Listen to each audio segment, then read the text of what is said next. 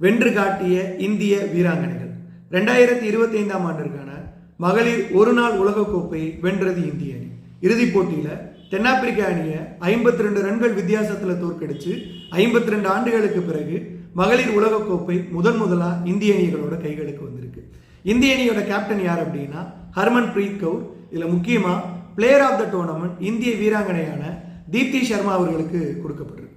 இந்த போட்டி இறுதிப் போட்டி நவம்பர் 2, 2025 அன்னைக்கு டிஒய் பட்டேல் ஸ்டேடியம் நவி மும்பையில் நடந்தது.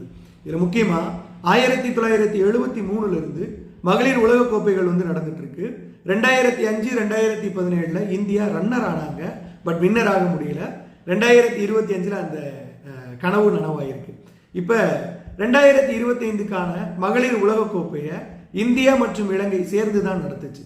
இதற்கு முன்னாடி 1997, 2013 இந்தியா மகளிர் உலகக்கோப்பை போட்டிகளை நடத்துறது நிறைவு கொடுத்துக்கிறது. நன்றி.